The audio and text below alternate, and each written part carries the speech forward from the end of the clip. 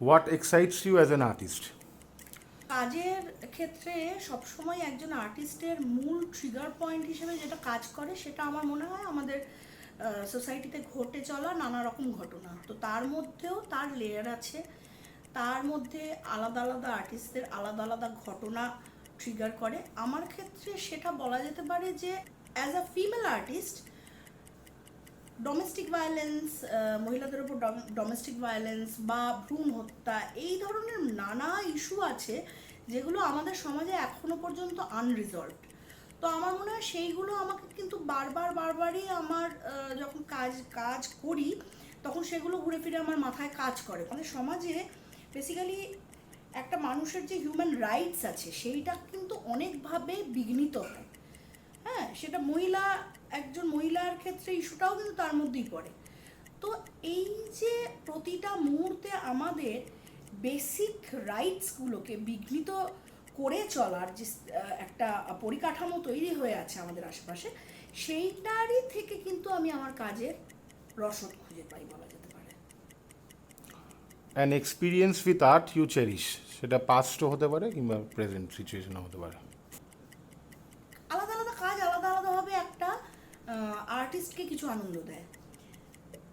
আর কাজের জায়গা থেকে এবং বিষয়টাকে ভাবার জায়গা থেকে যদি আমি কাজটাকে বাদ দিই, তা বাদে আরেকটা জিনিস আমাকে খুব মানে বিশেষভাবে আনন্দ দেয়, সেটা হচ্ছে কাজ করার প্রসেসটা, মেটেরিয়ালকে এক্সপিরিয়েন্স করা, সেইটাকে কাডল করা, সেইটাকে ট্রান্সফর্ম করা। হ্যাঁ, মানে ধরো একটা এমন কোনো মেটেরিয়াল আমি তৈরি করতে চাই, ধরো একটা স্কিন তৈরি করতে চাই, কিন্তু সেটা আমি ওটা ওইভাবেই কোথাও থেকে নিয়ে এলাম না, আমি ওটা তৈরি করলাম। আরও 5টা মেটেরিয়ালের এই যে ট্রান্সফর্মড হয়ে আরেকটা কিছুতে রূপ নেওয়া, সেই কাজের প্রসেসটা কিন্তু আমি ভীষণভাবে চেরিশ করি। আচ্ছা, ন্যারেটিভ কিংবা ন্যারেটিভকে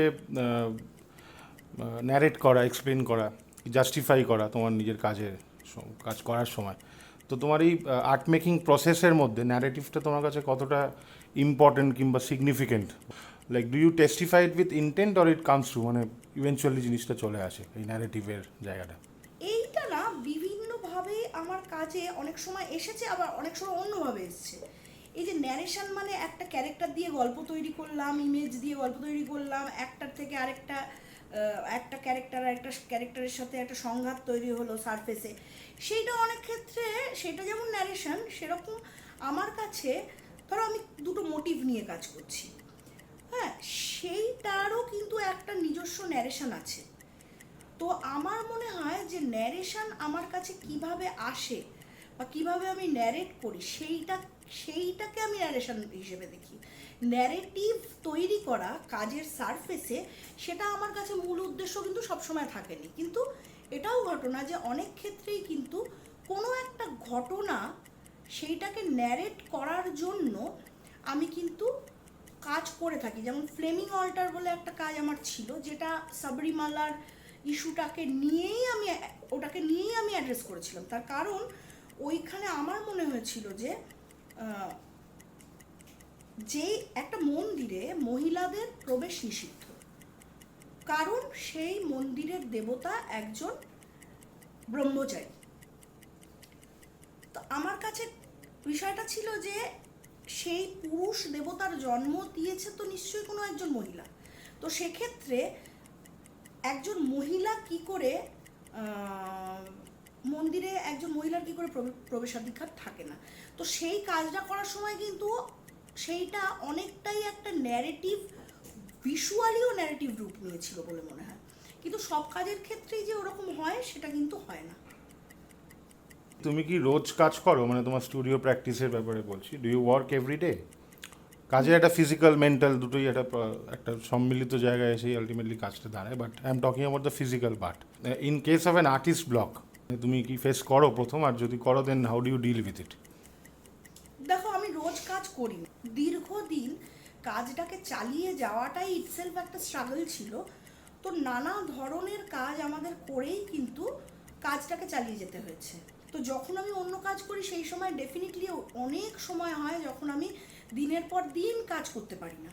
আবার অনেক সময় হয় যে আমি কাজটা করতে বসলাম, রোজই একটু করে কাজ করছি, কিন্তু আমি প্র্যাকটিক্যালি আমি ভীষণ লেজি আর্টিস্ট বলেই আমার মনে হয়। মানে আমার তখনই কাজ আমি করি যখন আমি কাজটা করার কোনো একটা ট্রিগার, আমাকে কিছু একটা ট্রিগার করে। এবং বেশিরভাগ ক্ষেত্রেই কিন্তু কাজ জিনিসটা সামাজিকভাবে কিছু কিছু ঘটনার থেকে আমাকে সেই ঘটনাগুলো ট্রিগার করে, আবার অনেক ক্ষেত্রেই কিন্তু কাজটা নিজের মতো করেই একটা কাজ হিসেবেই আমার কাছে আসে। কোনো একটা ঘটনার পরিপ্রেক্ষিতে, সেটা অনেকদিন আগে ঘটেছে, সেটা মাথায় ছিল, হঠাৎ করেই মনে হলো যে এইটার এইরকম একটা রূপ হতে পারে। তো তখন কিন্তু আমি সেটা নিয়ে কাজ করতে আরম্ভ করি। কিন্তু আমি একদম রেগুলার কাজ করি না।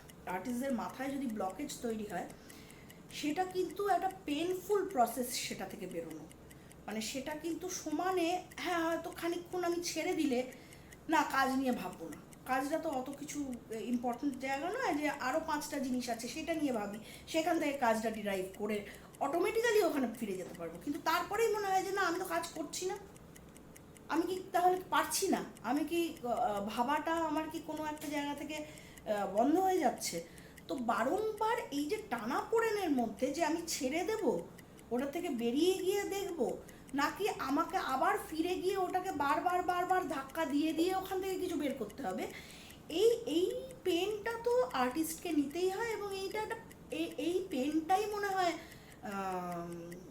মূল পাওনা কাজের জায়গা থেকে। তার থেকেই পরে যেটা হয়, তারপরে একটা ব্লকেজের পরে যেটা হয়, সেইটা মনে হয় ভীষণ সুন্দর। পিয়ালিদি, ধরো তুমি একটা কাজ করলে, কিন্তু কাজটা করে তুমি অ্যাজ অ্যান আর্টিস্ট হয়তো খুব একটা স্যাটিসফাইড হলে না। কিন্তু সেরম এই সেম কাজটাই হয়তো যখন এক্সিবিশনে এক্সিবিট করা হলো কিংবা দেখানো হলো, তুমি হয়তো এক্সপিরিয়েন্স করলে যে দর্শক কাজটাকে খুব ভালোভাবে নিয়েছে এবং দর্শক খুব পছন্দ করেছে কাজটাকে, সেলও হয়েছে, কেউ একজন হয়তো কালেক্ট করেছে পার্সোনালি। এই টাইপের কোনো এক্সপিরিয়েন্স কি, এই ধরনের কোনো সিচুয়েশনস তুমি ফেস করেছো? কাজ ডিসপ্লে করার আগে আমার অপছন্দ হয়েছে এবং আমি ডিসপ্লে করেছি, এই ঘটনা খুব কম। কিন্তু এটা একটা জিনিস বলতে পারি যে কাজের যখনই কাজটা লোকের সামনে জনসম্মুখে যাচ্ছে, সব ক্ষেত্রে যে কাজটা দেখাচ্ছে তার সাথে কিন্তু অনেক ক্ষেত্রেই কাজ করার সময় একটা সংঘাত তৈরি হয়। যে লেআউটটা করলাম, কিউরেটার হোক, সেটা গ্যালারি হোক, সেটা একটা ডায়লগের মধ্যে দিয়ে যায়, তো সেখানে কিন্তু সংঘাত প্রচুর হয়। এবার সব সময় যে উল্টো দিকের লোক এগ্রি করে সেরকম তো হয় না। অনেক সময় ডায়লগ তৈরি হয়, সংঘাত তৈরি হয়, অনেক রিথিঙ্ক করতে আমি ফোর্সড হই রিথিঙ্ক করতে, যে আরেকবার ভাববো, তাহলে আমার কি অন্যভাবে ভাবা উচিত। তো এবার সেই ক্ষেত্রে তখন কাজ নিয়ে আবার করে ভাবতে বসি, আবার করে ভেবে কোনো একটা জায়গায় যখন আমি উপনীত হই, তারপরে কাজটা করার ক্ষেত্রে কিন্তু আমি ফুল হার্টেড ভাবে আমার বিষয়টাকে জাস্টিফাই করার চেষ্টা করি। এবং কাজ কিন্তু আমার কাছে ভিজুয়ালের থেকেও ইম্পর্টেন্ট হচ্ছে আমি কি তুলে ধরতে চাইছি, আমি কি বলতে চাইছি। তো সেইটা যদি আমার মনে হয় যে আমি সাকসেসফুলি করতে পেরেছি, তখন আমার কিন্তু মনে হয় যে না ঠিক আছে। আর সব কাজ আমার পছন্দ হয় এইরকম নয়, বেশিরভাগ কাজই আমার নিজের পছন্দ হয়। সুতরাং ডিসপ্লে তো সেগুলো অনেক ক্ষেত্রেই হয়েছে, কিন্তু হ্যাঁ করার সময় যদি মনে হয় যে হ্যাঁ ঠিক আছে জাস্টিফাই করতে পেরেছি, তখন মনে হয় ঠিক আছে। কিন্তু তার পরবর্তীকালে মনে হয় যে না, আমার না ঠিক এইটা এইভাবে না করে না অন্যভাবে করলে মনে হয় ভালো হতো। সেটা একটা ঘটনা।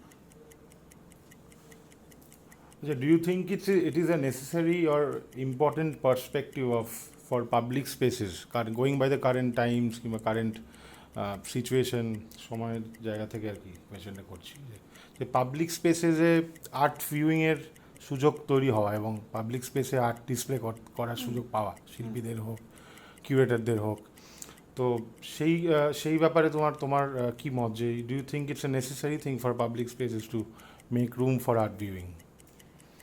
দেখো, আমাদের সমাজে তো আর্ট এইরকমভাবে আর্ট শব্দটা, শিল্প চর্চা জিনিসটা যাপনে ছিল, সেটা আমাদের প্রাত্যহিক জীবনে ছিল। একটা সময়ের পর থেকে সেটার কেমন একটা আলাদা আলাদা জায়গার মাঝখানে দেয়াল তুলে দেওয়া হলো। ইঞ্জিনিয়ার আর্ট প্র্যাকটিসের জন্য সে আসে না। আচ্ছা, কবি আমি বাদ দিলাম, মানে যারা অন্য অন্য ফিল্ডের লোক তাদের তো ছেড়েই দাও, আমি বলছি সাহিত্যের চর্চা যারা করে, যারা কবি, যারা গান গায়, যারা শিল্প মাধ্যমেরই বিভিন্ন সেকশনে আছে, তাদেরও কিন্তু একজন আরেকজনের সাথে সেই অর্থে কোনো যোগাযোগ, কেমন যোগাযোগটা ফিকে হয়ে গেছে। তো আমার সবসময় মনে হয় যে সেই যোগাযোগটা তো অবশ্যই তৈরি করা উচিত, একদম তৈরি করা উচিত, এবং দীর্ঘদিন সেটা ছিল। হঠাৎ করে কি করে এটাকে একদম আমরা বিচ্ছিন্ন করে ফেললাম, এবং আমাদের জীবন থেকেও বিচ্ছিন্ন করে ফেললাম আর্টটাকে। আর্টটা শুধুমাত্রই গ্যালারিতে ডিসপ্লে করার একটা জিনিস হয়ে রয়ে গেল। সেখানে তার মানে শুধু আর্টিস্ট এবং আর্টিস্টদের বন্ধু এবং আর্ট গ্যালারির কিছু লোক এবং কিছু লোক যারা আর্টটাকে ভালোবাসে বা আর্ট কালেক্ট করে, তারা আর্টটাকে দেখতে যায়। সেইটা তো আর্টের উদ্দেশ্য হওয়ার কথা ছিল না কোনোদিন। তো আর্টের উদ্দেশ্যটা তো হওয়ারই কথা ছিল, যেহেতু আমি কিছু একটাকে অ্যাড্রেস করছি, কোনো একটা ঘটনাকে অ্যাড্রেস করছি, সেটা তো আমি প্রত্যেকটা লোকের জন্য করছি, সেটা আমি ভোগ করছি একটা মানুষ হিসেবে, বাকি লোকগুলোর কাছেও যাতে সেটা পৌঁছে যায়, সেটা আমার কাছে কাম্য। কিন্তু তার থেকেও বড় জরুরি যে জিনিসটা আমার মনে হয়, আর্ট ভিউইংয়ের এই যে ব্যবস্থাটা করা উচিত, পাবলিক স্পেসে যে আর্ট ভিউইংয়ের ব্যবস্থাটা করা উচিত, তার থেকেও বেশি জরুরি বলে আমার যেটা মনে হয় সেটা হচ্ছে যে এডুকেশনের স্তরে কিন্তু আর্টটাকে নিয়ে আসতে হবে। মানে প্রতিটা মানুষেরই কিন্তু আর্ট জিনিসটাকে ওরকমভাবে আলাদা করে ওই হাট্টিমা টিম বা এরকম একটা ভেবে চললে কিন্তু হবে না। ওটা কিন্তু প্রাত্যহিক জীবনে শিক্ষার বিষয়ে প্রথমে আনতে হবে, কারণ না হলে লোকে তুমি রাস্তায় তার সামনে নিয়ে গিয়ে দাঁড় করালেও কিন্তু সে আর্ট দেখবে না। মানে আর্ট দেখবে না কেন, দেখবে কেন, কিভাবে, ব্রিজটা কোথায়? আমরা যখন একটা কলেজ পর্যন্ত যাই, তার আগে আমাদের এবিসিডি শেখানো হয়, তারপরে অক্ষর শেখানো হয়, তারপরে বাক্য গঠন শেখানো হয়। এবং আর্টের ক্ষেত্রে দুম করে তুমি একটা লোকের সামনে একটা আর্ট তুমি সবার সামনে নিয়ে গিয়ে ফেললে, তারা রিয়াকশন দেবে। তার সময় কেন সে দেবে? সেটার জন্য তো তার একটা পরিসর তৈরি করে রাখা উচিত, যে সে ওটাতে রিয়াকশন দিতে পারবে। সেইটাই তৈরি না করা হলে তুমি মানে আর্ট ভিউইংয়ের ব্যবস্থা করেই বা কী করবে? এটা আমার মনে হয়। শিল্পীর জীবনে সব থেকে বড় ভয় কি হতে পারে? এটা একটা সোজা প্রশ্নের সোজা উত্তর আছে, সেটা হচ্ছে কাজটা করা বন্ধ হয়ে যাবে। কিন্তু তার থেকেও বেশি ভয়ের একটা জায়গা, একই কাজ করেই যাচ্ছি, এবার একই কাজ বিক্রি হয়েই যাচ্ছে, মানে পুরো ইয়ের মতো। আমিও হয়তো তাই বা হব, হ্যাঁ, একই কাজ বিক্রি হয়েই যাচ্ছে কারখানার ইয়ের মতো, প্রোডাকশানের মতো। সেইটা আমার কাছে সবচেয়ে ভয়ের মনে হয়, সেই জায়গাটায় চলে যাওয়া, সেটাও কাজ বন্ধ হয়ে যাওয়া বেসিক্যালি। কাজের টাইটলিং, যখন তুমি তোমার কাজ করছো, তোমার কাজে যখন কোনো টাইটেল দিচ্ছ, সেইটা তোমার কাছে কতটা ইম্পর্টেন্ট এবং রেলিভেন্ট কতটা? আমার যেটা মনে হয়, টাইটেল জিনিসটা আর্টিস্ট এবং ভিউয়ার এই দুজনের মধ্যে একটা ব্রিজ তৈরি করে, একটা লিয়াজোর কাজ করে। কেন এইরকম নাম এবং কাজটা কি এবং সেই দুটোর মধ্যে রিলেশনশিপ কি, সেইটাকে আরেকটু গভীরে নিয়ে যেতে যেটা সাহায্য করে। আমি এইরকম অনেক ক্ষেত্রে টাইটেল দিতে পছন্দ করি। যেমন আমার একটা পাখার কাজ ছিল, চামড়া দিয়ে পাখার মতো বানিয়েছিলাম, যেটার নাম ছিল ইয়েট নট নেমড। তো আমরা তো এরকম অবজেক্ট জানিই না যেটা ঝুলে আছে, তাহলে ওটার নাম দেওয়া বাকি আছে, তাহলে ওটা কি? পিয়ালিদি, while working with a gallery or collaborating with a curator, তুমি কোনো রকম রিজেকশনস কোনো দিন ফেস করেছো? মানে ধরো তো যখন তুমি কাজ করছো কোনো এক্সিবিশনের জন্য, কোনো কাজ হয়তো তারা যে কোনো কারণেই হোক কাজটাকে হয়তো অ্যাকসেপ্ট করলো না, মানে the work is getting rejected by the curator or the gallery. তো এরকম একটা সিচুয়েশন কি কখনো তুমি ফেস করেছো? আর এর সাথে আর একটা কোয়েশ্চেন করবো, তো যে এই ধরনের সিচুয়েশন যদি তুমি ফেস করে থাকো, এরকম একটা সিচুয়েশন একটা আর্টিস্টের জন্য like how do you deal with the situation এবং how do you get over it, এই জিনিসটাকে তুমি মানে তুমি কীরকমভাবে হ্যান্ডলিং করো? পারি না, কিন্তু রিজেকশন আমাকে ফেস করতে হয়েছে।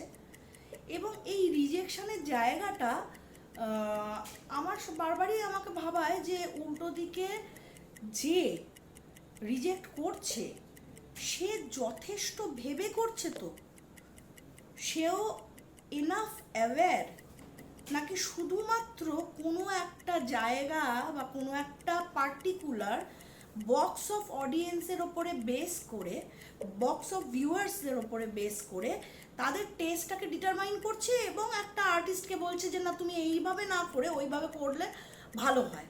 সেটা কিউরেটরদের ক্ষেত্রেও আমি পেয়েছি। মানে আমি ধরো কিউরেটরদের তো আমি ধরে নেব যে তারা অনেকটাই তাদের দৃষ্টিটা অনেক বড় হওয়া উচিত, পার্সপেক্টিভটা অনেক মানে লেয়ার অনেক বেশি থাকা উচিত। তাদের ক্ষেত্রেও আমি আমাকে গাইড করতে দেখেছি, কিন্তু আমি উল্টো দিক থেকে সদুত্তর পাইনি কিন্তু যে কেন আমি করব। আমার মনে হয় কেউ রিজেক্ট করার সময় বা কেউ একটা যখন কাউকে একটা অপশান দিচ্ছে, ওপিনিয়ন দিচ্ছে, তখন কিন্তু তার সবসময় মাথায় রাখা উচিত যে আমি যে ওপিনিয়নটা দিচ্ছি, যে উল্টো দিকের লোকটা আছে সে কোন জায়গা থেকে কাজটা করেছে, আমি কি তার জায়গাটা বুঝেছি নাকি বুঝিনি, আমার কি অন্য কোনো রকম আর কোনো উদ্দেশ্য আছে, নাকি শুধুমাত্রই আমি আর্টের মানে for the sake of art আমি এটা বলছি। এই জিনিসগুলো নিয়ে অনেক বেশি কিন্তু দায়িত্বশীল হওয়া উচিত বলে আমার মনে হয়। এটা একটা আর্টিস্টকে যারা ডিল করে তাদের সবাইয়ের। পাস্ট এবং প্রেজেন্ট একজন প্র্যাকটিসিং আর্টিস্টের কাজে এবং তার জার্নির মধ্যে কী করে কোএক্সিস্ট করে এবং ইন্টারসেকশনের একটা জায়গাও থাকে, এইটা একটু এই ব্যাপারে তোমার কি বক্তব্যের জায়গাটা একটু বলো। আর তোমার কাজে, তোমার নিজের কাজের সাথে তুমিও নিজে প্র্যাকটিস করছো, সেই ব্যাপারেও তোমার এক্সপিরিয়েন্সটা কী এবং সেই ব্যাপারে তোমার মানে কী মনে হয়, how do past and present intersect and coexist in any one's practice? সেইভাবে যদি আমার পুরো একটা প্র্যাকটিসিং আর্টিস্টের একটা কেরিয়ারকে দেখা যায়, আমি বলবো যে একটা টাইমে, একটা পার্টিকুলার টাইমে সবাই বলে এবং আমিও বলি, একটা 180 ডিগ্রি অপোজিট টার্ন কিন্তু নিয়েছিল হচ্ছে আমার কাজ। সেটা আমি বলছি যে কলেজ থেকে ধরো যখন 2010-11 মানে কলেজ থেকে 3-4 বছর বেরিয়ে গেছি সেই সময়। এবার আমি কেন বললাম ভিজুয়ালি নিয়েছিল, তার কারণ হচ্ছে ব্যাক অফ দ্য মাইন্ড প্রত্যেকটা মানুষের না, মানুষ বদলায়, মানুষের বদল হয়, কিন্তু তারপরেও তার কিছু বেসিক ইন্টারেস্ট বা বেসিক কিছু কিছু ঘটনা আছে যেগুলো তাকে সবসময় মাথায় টিক টিক টিক টিক করে ওই ঘটনাগুলো বারবার করে বাজতে থাকে। তো ভিজুয়ালি আমার কাজ, আমার মনে হয় যে আমার কাজ ভিজুয়ালি 180 ডিগ্রি টার্ন নেওয়ার পরেও ওই বিষয়গুলো কিন্তু রয়ে গেছে, একই বিষয় নিয়ে আমি কাজ করছি। আর এই যে 180 ডিগ্রি কেন বলছি, দুটোই আমার কাছে এনজয়েবল। কিন্তু দেখো একটা প্রথম পর্বে যে সময় থেকে আমার মনে হয়েছিল যে হ্যাঁ আমি একটু হলেও একটু রেলিভেন্স নিয়ে কাজের উপস্থাপনা করতে পারছি, সেই সময় আমার একটা মনে হয়েছিল হঠাৎ করে যে আমি দেখি তো অ্যাকাডেমিক্যালি যেভাবে আমাদের শেখানো হয় কাজকে, সেইটাকে অ্যাবসলিউটলি মাথা থেকে ভুলে গেলে কি হয়। কারণ অ্যাকাডেমিক্যালি শেখানোর জায়গাটা খুব একটা অদ্ভুত জায়গা, সেখানে অনেকের ভিউ আমার মনে হয় যে তারা যখন শেখায় বেশিরভাগ ক্ষেত্রেই তারা কিন্তু একজন আর্টিস্ট বা স্টুডেন্টের নেচারের বদলে যেটা করে হচ্ছে নিজের ভিউজগুলোকে চাপিয়ে দেয়।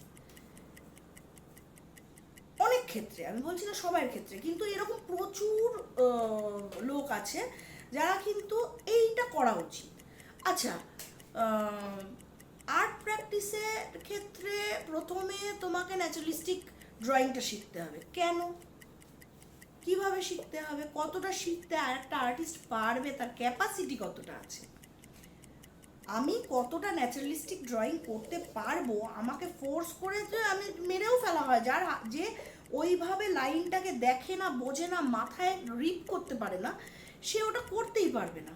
আমাদের একজন ক্লাসমেট ছিল সমুখ বলে, আমার এখনো মানে খারাপ লাগে, আমরাও হয়তো সে তাকে তখন বাচ্চা বয়সে অদ্ভুতভাবে ট্রিট করেছি, কি বিউটিফুল ড্রয়িং করতো, কিন্তু অ্যাবসলিউটলি সে তার মতো করে ড্রয়িং করতো, সেইটা কখনো অ্যাপ্রিসিয়েট করা হয়নি। কারণ আমাদের তো একটা ছক রাস্তা আছে শেখানোর, ওই রাস্তাতে চলো। এবার ওই রাস্তাটার থেকে আমার একটা সময় মনে হলো যে না, আমি একদম কোনো রাস্তায় যাব না, অয়েলটাকে এইভাবে চাপাতে হয়, ন্যাচারালিস্টিক ড্রয়িং এইভাবে করতে হয়, এইভাবে স্টিল লাইফ করতে হয়, না করব না। আমি আর্টিস্ট হয়ে ওঠার প্রত্যেকটা মেথড মেটেরিয়ালকে নেগেট করব। আমি একদম একজন পাগলকে, একজন মেন্টালি রিটার্ডেড একজন পেশেন্টকে যেভাবে ট্রিট করা হয়, বাচ্চারা অনেক ক্ষেত্রে যেভাবে তাদের কাছে মূল জায়গাটাই হচ্ছে তাদের ফিলিংটা, তাদের এক্সপ্রেশনটা, সেটাকে তারা উগড়ে দেয় একটা সারফেসের উপরে। তো আমি ওইভাবে কাজ করতে আরম্ভ করি এবং খুব অদ্ভুতভাবে আমাদের সমাজে ঘটে চলা জিনিসগুলোকে আমি কিভাবে ওটা একটা ক্যানভাসে ছুঁড়ে মারছি, একটা গ্রাফিতির মতো করে একটা সারফেস তৈরি করতে আরম্ভ করি। এবার একটা সময়ের পরে গিয়ে দেখো, আমাকে কিছু আমাদের শিক্ষকরাও বলেছিল, এবং কিছু সবসময় যে কথা মানি এরকম নয়, কিন্তু একটা জিনিস আমাকে যেটা ট্রিগার করেছিল সেটা হচ্ছে যে এক্সপ্রেশন নিয়ে কাজ কিন্তু অনেকে করেছে অলরেডি এবং এখনও করছে। এর মানে এই নয় যে আমি এক্সপ্রেশন নিয়ে কেউ একটা কাজ করছে আমি কাজ করার থেকে সরে বেরিয়ে যাব, কিন্তু তার মধ্যেও যদি এক্সপ্রেশন নিয়ে কাজ করি তাহলে আমিটা কোথায়, আমার ওপরে কারোর প্রভাব আছে কিনা সেটা খুঁজে দেখার কথা বলেছিল। তো আমার ওপরে দেখো, সবার ওপরেই তো প্রভাব থাকে, এত বছরের ইতিহাস শিল্পের, তো সেখানে প্রত্যেক আর্টিস্টের ওপরে প্রচুর মানুষের প্রভাব থাকে। তারপরেও আমি ভেবেছিলাম যে অন্যভাবে দেখা যাক। এবার করতে করতে আমার মানে সৌমিকের সাথে, আমার হাজব্যান্ডের সাথে কথা বলতে বলতে, আমরা দীর্ঘ সময় কথা বলি, একদিন কথা বলতে বলতে হলো যে আচ্ছা, ভায়োলেন্স নিয়ে যদি আমরা চিন্তা করি, দেখো ভায়োলেন্সটা তো আর আজকের দিনে ঢাল তরোয়াল নিয়ে পেটে একটা ছুরি ঢুকিয়ে দিল এরকম ভায়োলেন্সের জায়গায় নেই। দুম করে তুমি কখন মরে যাবে তুমি জানো না। এই হোয়াইট ভায়োলেন্স, এই শব্দটাকে নিয়ে কিন্তু সৌমিকের সাথে কথা হচ্ছিল, সৌমিক এটা নিয়ে বলছিল। তো আমি সেই জায়গা থেকে ভাবতে ভাবতে আমার মনে হলো, তো ভায়োলেন্সের তো দাঁত ধার কোনোটাই দেখা যায় না, দাঁত নখ, তাহলে সেটা কোথায় আছে, কিভাবে আছে? একটা যদি যুদ্ধক্ষেত্র তুমি দেখো, খুব ওপর থেকে শ্যুট করো, সেটাকে একটা ডিজাইনের মতো মনে হবে, একটা রক্তাক্ত একটা ব্লাডি সারফেস মনে হবে, মানুষগুলো পড়ে আছে তাদেরও একটা ডিজাইন আছে। তো এই যে, তাহলে কি ভায়োলেন্সেরও একটা ডিজাইন আছে?